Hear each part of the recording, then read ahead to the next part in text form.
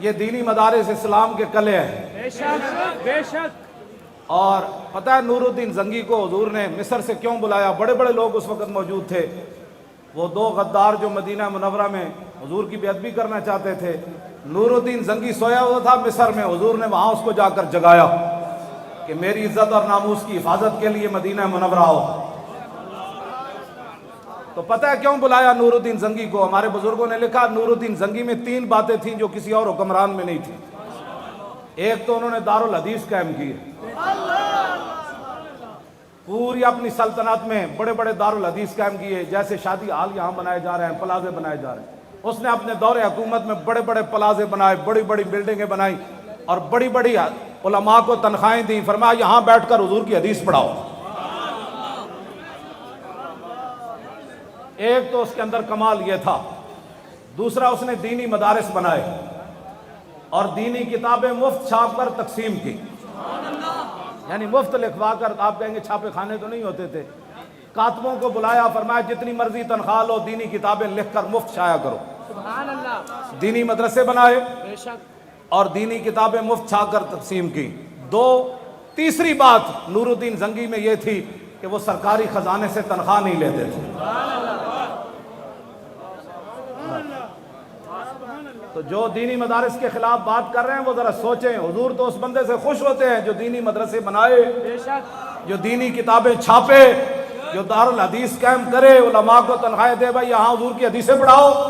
اور تیسرا یہ ہے کہ وہ سرکاری خزانے سے تنخواہ بھی نہ لے۔ یہ 3 باتیں تھیں نور الدین زنگی کی کہ حضور نے مصر میں جا کر ان کو جگایا، فرمایا اٹھو میری عزت کے لیے مدینے پہنچ۔ اور جب نور الدین زنگی نے پہرا دے دیا نا، پھر ایسے اپنا دامن پکڑ کر نا مدینہ پاک کی گلیوں میں گھوما اور اپنی فوج اس کے ساتھ تھی اور روتا تھا، حضور آپ نے اتنا کرم فرمایا کہ اس کام کے لیے میرا انتخاب فرمایا۔ آپ خدا کا شکر ادا کریں جو آپ کو غلط باتیں کہتے ہیں نا، یہ لبیک والوں کے ساتھ لگ کر آپ خراب ہو رہے ہیں۔ انہیں کہا جھلے آؤ میں لبیک والے تھا تو میری نسل بھی احسان نہیں چکا سکن گیا۔ لبیک والے کتنے عظیم لوگ ہیں جنہیں میں نے در رسول تک پہنچا دیتا۔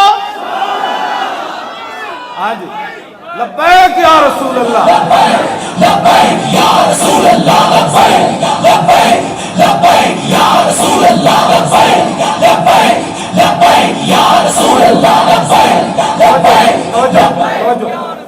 بے نیازی ناز ہا دارت بسے۔ اقبال کہتا بے نیازی بھی اپنے بڑے ڈھنگ رکھ دی، نازو انداز ہا دارت بسے۔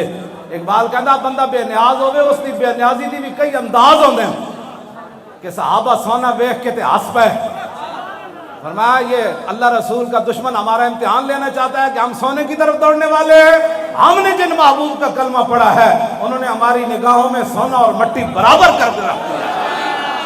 اقبال کہتا ہر کجا بھی نہیں جہاں رنگ و بو، آنکھ از خاکش برویت جستجو، یاز نور مصطفیٰ اورا بہارس، یا ہنوز اندر تلاش مصطفیٰ۔